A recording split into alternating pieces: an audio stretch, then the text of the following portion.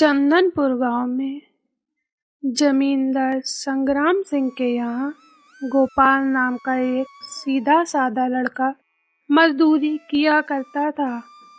दिन भर जी तोड़ मेहनत करता और अगर अनजाने में उससे कोई नुकसान हो जाता तो जमींदार उसे बहुत पीटता था। गोपाल जब रात को लेटता था तो उसके शरीर का हर अंग दर्द करता था। ये भी कोई जिंदगी है? मुझसे अच्छी जिंदगी तो जानवरों की है। कम से कम वो खुली हवा में सांस तो लेते हैं। इसी तरह मुश्किलों से भरे गोपाल के दिन जैसे तैसे गुजर रहे थे। एक रात जब वह सारे काम खत्म करके आराम करने जा रहा था तब उसे याद आया।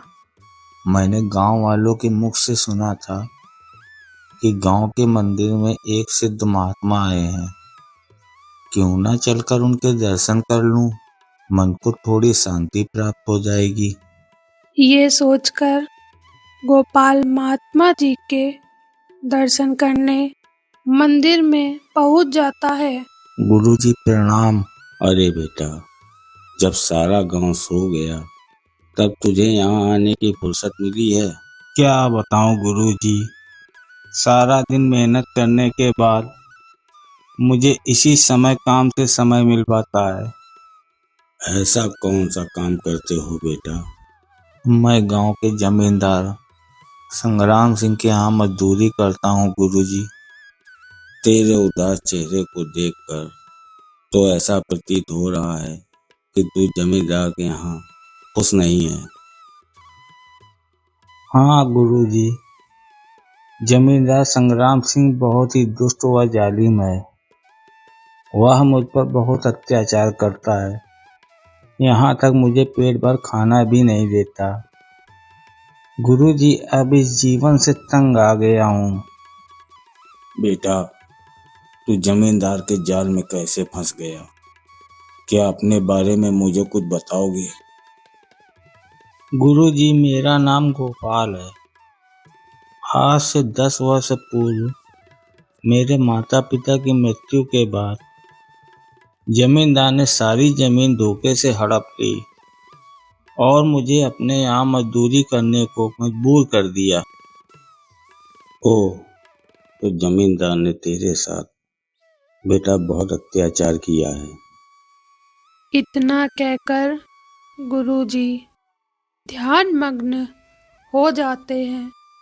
कुछ देर बाद वह बोले, गोपाल बेटा, मैं जैसा तुमसे कहता हूँ तुम वैसा ही करो। तुम यहाँ से उत्तर दिशा की ओर जाओ। भगवान ने चाहा तो तुम्हारा अवश्य कल्याण होगा। गुरुजी, जमींदार जी को तो बताना होगा। गोपाल बेटा, तू बहुत भोला है। अरे, जब तू जमींदार से जाने की बात करेगा तो क्या वह तुझे जाने देंगे? कदापि नहीं। ठीक है गुरुजी, जैसा आप कहेंगे मैं वैसा ही करूँगा। गोपाल वैसे भी जमींदार से परेशान था। गुरुजी की बात मानकर एक अनजाने सफर की ओर चल देता है। चलते चलते उसे बहुत तेज भूख और प्यास लग जाती है। तभी उसकी नज़र एक घर पर पड़ती है जहाँ पर किसी का विवाह हो रहा था। अरे, यहाँ तो विवाह का उत्सव चल रहा है। क्यों ना चुपके से जाकर भोजन कर लूं, किसी को क्या पता चलेगा। ये सोचकर गोपाल विवाह के कार्यक्रम में शामिल हो जाता है। अरे, इसे क्या हुआ? तभी एक बुजुर्ग गोपाल से कहता है, बेटा, जरा इधर तो आना। कौन हो तुम? यहाँ के तो नहीं लगते। जी, मैं परदेसी हूँ। विवाह का उत्सव देखा तो मुझे बहुत जोरों से भूख लगी थी, इसलिए मैं यहाँ आ गया। बेटा, तुम फरिश्ता बनकर आए हो। अब तुम ही मेरी मदद कर सकते हो बेटा। अब मेरी इज्जत तुम्हारे हाथ में है। ये क्या कह रहे हैं आप? मेरी तो कुछ समझ में नहीं आ रहा है। हाँ बेटा, इस समय मेरी इज्जत तुम्हारे हाथ में है।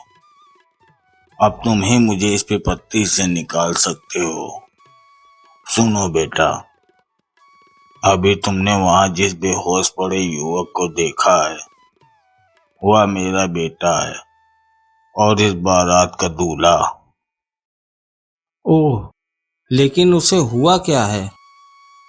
बेटा, उसे मिर्गी का दौरा पड़ा है। अब उसे 4 से 5 घंटे बाद ही होश आएगा। लेकिन बाबा, इसमें मैं आपकी क्या मदद कर सकता हूँ? तुम दूल्हा बनकर दुल्हन के साथ 7 फेरे ले लो। इसके बाद मैं सब संभाल लूंगा। लेकिन बाबा, ये तो गलत है ना? बेटा, मेरा इतना सा काम कर दो, बदले में मैं तुम्हें 10 स्वर्ण मुद्राएं दूंगा। इसके बाद तुम चले जाना। 10 स्वर्ण मुद्रा का नाम सुनकर गोपाल तुरंत तैयार हो जाता है। ठीक है, मैं तुम्हारा ये काम करने को तैयार हूँ। ओह, ऐसा कहकर तुमने मुझे बहुत बड़ी मुसीबत से बचा दिया। इसके बाद गोपाल दूल्हा बनकर लड़की वालों के द्वार बारात के साथ पहुंच जाता है।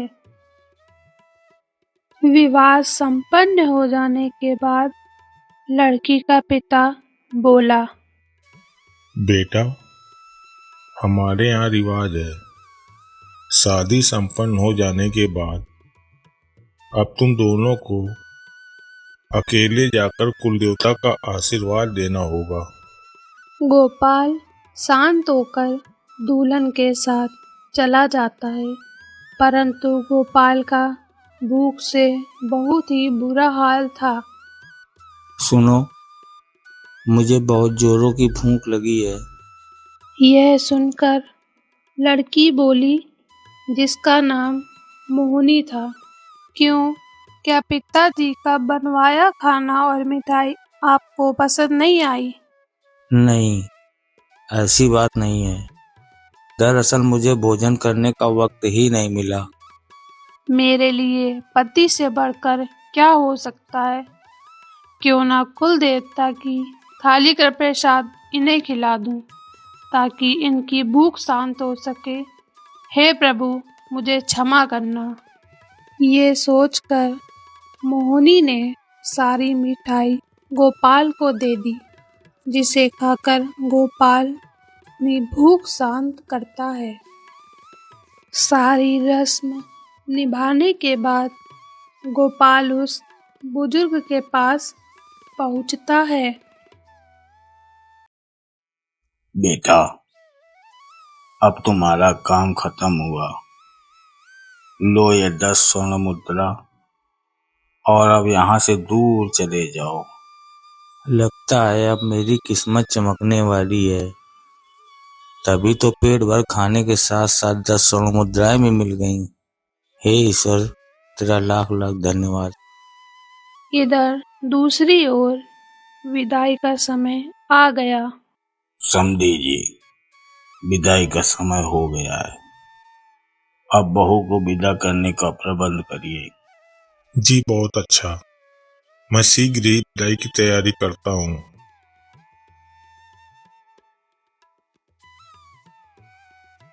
क्या बात है, तुम दोनों माँ बेटी का चेहरा क्यों उतरा है? सुनो जी, मोहिनी कह रही है आंगन में जो दूल्हा इस समय बैठा है, ये वो दूल्हा नहीं है। क्या कहती हो बेटी, ऐसा कैसे हो सकता है? हाँ पिताजी, ये वह दूल्हा नहीं है जो कल रात कुल देवता की पूजा करने मेरे साथ गया था। लेकिन ऐसा कैसे हो सकता है?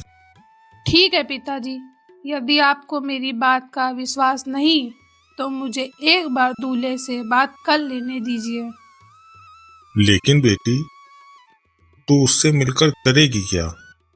पिताजी, मैं उससे वो सारी बातें पूछूंगी जो कल रात कुल देवता की पूजा करते समय हमारे बीच हुई थी, और मुझे विश्वास है कि मैं गलत नहीं हूँ। ठीक है बेटी, मैं अभी दूल्हे को लेकर आता हूँ। फिर मोहिनी के पिता दूल्हे को लेकर आते हैं। आपको याद है कल रात आपने कुल देवता के पूजन के वक्त मुझसे क्या कहा था? मैंने क्या कहा था? हाँ, याद आया।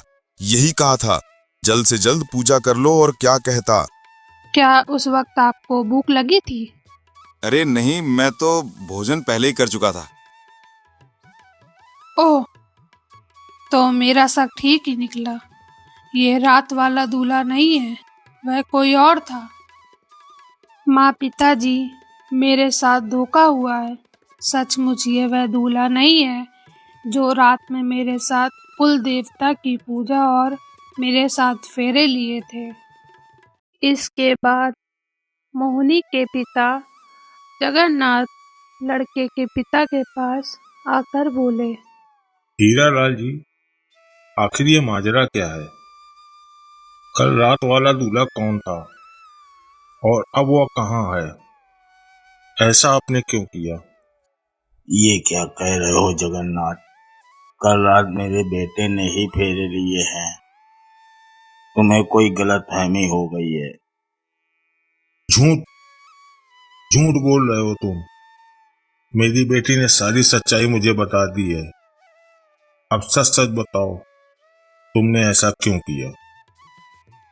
जगन्नाथ, हीरा लाल में अभी वार्तालाप हो रही थी कि तभी दूल्हे को मिर्गी का दौरा पड़ गया। ये देखकर जगन्नाथ को सब समझ में आ गया। अब जो हुआ उसे भूल जाओ जगन्नाथ, और अपनी बेटी को मेरे साथ विदा करने की तैयारी करो। नहीं, कदाप नहीं। तुम अपने बेटे और बारात को वापस ले जाओ हीरा लाल। इसी में तुम्हारी भलाई है।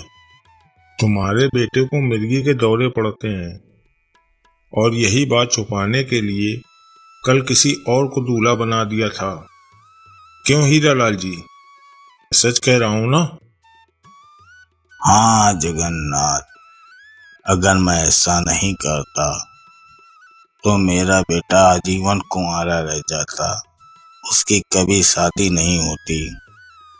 शादी तो अब भी नहीं होगी। हीरा लाल, जाइए, चले जाइए यहाँ से, नहीं तो अच्छा नहीं होगा। इतना कहकर दुखी मन से जगन्नाथ अपनी बेटी मोहिनी के पास पहुंचते हैं। बेटी मोहिनी, तेरे साथ ये क्या हो गया? अब तेरा क्या होगा? पिताजी, किस्मत को शायद यही मंजूर था, इसके आगे हम क्या कर सकते हैं। लेकिन पिताजी, जो युवक कल मेरे साथ कुल देवता की पूजा में गया था, वह कौन था? बेटी, मैंने हीरा लाल जी से पूछा था। वह कोई परदेसी युवक था। पता नहीं कहाँ से आया था और कहाँ चला गया। इधर चलते चलते गोपाल को एक सांप दिखाई देता है जो कांटों में फंसा था और घायल भी था। उसे देखकर गोपाल को दया आ जाती है और वह घायल सांप को कांटों से आजाद कर देता है। ये भले इंसान, तुमने मेरे जीवन की रक्षा की है। मैं सर्पलोक का राजकुमार नागेश हूँ मित्र। अच्छा, तो फिर तुम इन कटीली झाड़ियों में कैसे फंस गए? क्या बताऊं मित्र, मैं सर्पलोक से हमेशा इस जंगल की खूबसूरती का आनंद लेने के लिए आता रहता था। परंतु कल एक शिकारी बाज ने मुझ पर आक्रमण कर दिया उससे बचने की कोशिश में मैं इन कटीली झाड़ियों में फंस गया था और उस बाज से बचने की कोशिश में मेरी मणि मेरे मुंह से निकलकर दूर हो गई थी। इस वजह से मैं अपना रूप नहीं परिवर्तित कर सकता था। मित्र, तुमने मुझे कांटों से आजाद करके मेरी जान बचाई है। मैं तुम्हारा एहसान जिंदगी भर नहीं भूल सकता। मित्र, मैं चाहता हूँ तुम मेरे मेहमान बनकर कुछ दिनों के लिए सर्पलोक चलो। नागेश की बात सुनकर गोपाल सर्पलोक जाने के लिए तैयार हो जाता है।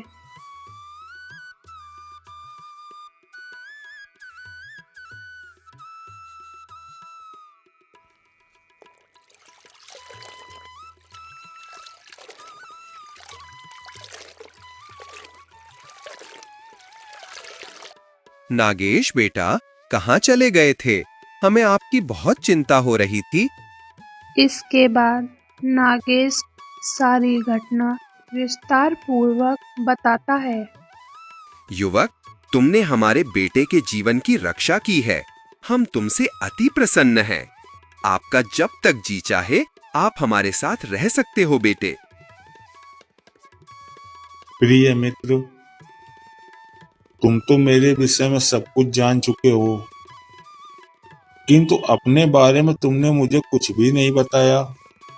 इसके बाद गोपाल अपने साथ हुई सारी घटना नागेश को विस्तार पूर्वक बताता है। मित्र, जिस लड़की से तुम्हारा विवाह हुआ था उसका क्या हुआ? मुझे क्या पता, मैं तो उस रात को ही वहां से चला गया था। इसके बाद भटकते भटकते तुम तक पहुंच गया। ठहरो मित्र, मैं अपनी शक्ति से पता करता हूँ कि तुम्हारे जाने के बाद क्या हुआ था। नागेश अपनी नाग शक्ति का प्रयोग करके मोहिनी के बारे में सब कुछ जान जाता है कि गोपाल के आने के बाद क्या हुआ था। मित्र गोपाल, तुम्हारे आने के बाद कुछ अच्छा नहीं हुआ है। जिस मोहिनी नाम की लड़की से तुम्हारा विवाह हुआ था वह आज भी तुम्हारा इंतजार कर रही है। मित्र नागेश, मुझे नहीं पता था कि मेरे आने के बाद क्या हुआ, परंतु मित्र, अनजाने में ही सही, लेकिन मेरा विवाह तो मोहिनी के साथ हुआ है। अब वह अगर कष्ट में है तो मुझे यहाँ से जाना चाहिए। हाँ मित्र, तुम्हें जरूर जाना चाहिए, परंतु मित्र, अगर कभी मेरी जरूरत पड़े तो उसी नदी के पास आकर मेरा नाम पुकारना। मैं तुरंत तुम्हारे पास हाजिर हो जाऊंगा। इसके बाद नागेश गोपाल को उसी जगह छोड़ देता है जहाँ से उसे लेकर आया था। इसके बाद गोपाल सीधा मोहिनी के घर पहुँचता है। कौन है ये? ऐसा लगता है जैसे मैंने इसे पहले भी कहीं देखा है। अरे, ये तो वही युवक है जो उस रात कुल देवता की पूजा में मेरे साथ था। युवक, मेरे एक प्रश्न का उत्तर दोगे? हाँ जरूर, पूछो, क्या पूछना है। तो बताओ, कोई दूल्हा यदि कुल देवता के पूजन के वक्त यदि भूखा हो तो दुल्हन को क्या करना चाहिए? दुल्हन को कुल देवता की थाली का भोजन निकाल कर दूल्हे को खिला देना चाहिए। तो आप वही हैं? हाँ मोहिनी, मैं वही हूँ जिसे तुमने विवाह के समय कुल देवता की पूजा से पहले भोजन कराया था। आप इस तरह मुझे छोड़कर क्यों चले गए थे? हमने साथ में 7 फेरे लिए थे। उन फेरों का कर्तव्य तो निभाते। मैं अपने उसी कर्तव्य का निर्वाह करने के लिए ही वापिस आया हूँ। कुछ दिन मोहिनी के घर रहने के बाद गोपाल एक दिन अपने ससुर से बोला, पिताजी, मुझे अपने गांव की बहुत याद आ रही है। मैं अपने गांव जाना चाहता हूँ। यह तो बहुत ही खुशी की बात है बेटा। स्वामी, मैं भी आपके साथ आपके गांव चलूंगी। ठीक है, तुम भी चलो। गोपाल मोहिनी बैलगाड़ी में बैठकर चंदनपुर चल देते हैं।